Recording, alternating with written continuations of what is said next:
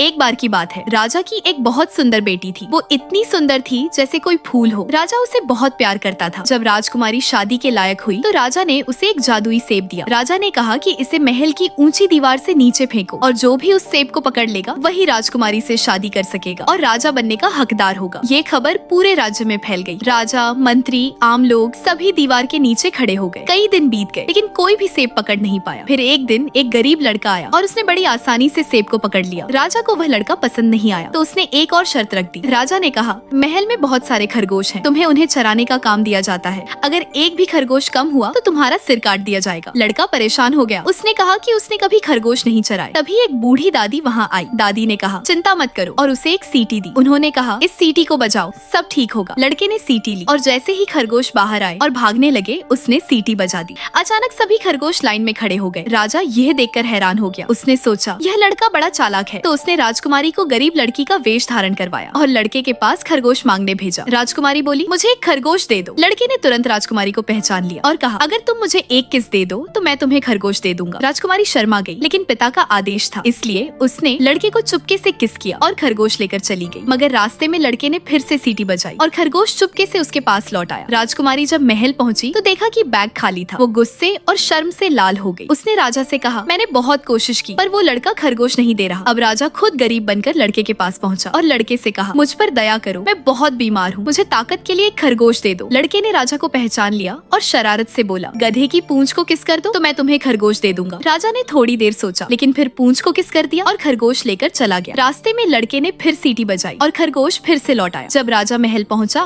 तो उसे पता चला कि वह भी बेवकूफ बन गया है। शाम को लड़का सारे खरगोशों के साथ वापस महल लौटा। एक भी खरगोश कम नहीं था, पर राजा अभी भी हार मानने को तैयार नहीं था। उसने एक थैला दिया और कहा, इस थैले को झूठ बोलकर भर दो, साथ में मंत्री और दरबारी गवाह के तौर पर बुला लिए। लड़का बोला, जब मैं खरगोश चरा रहा था तब राजकुमारी मेरे पास आई और मुझे किस किया। राजकुमारी यह सुनकर बहुत शर्मिंदा हो गई। फिर लड़का बोला, बाद में राजा भी आया और गधे की पूंछ को किस किया। राजा जल्दी से बोला, बस करो, थैला भर गया, अब और मत बोलो। इस तरह लड़के ने अपनी होशियारी से राजकुमारी से शादी की और राजा बन गया और दोनों खुशी खुशी रहने लगे।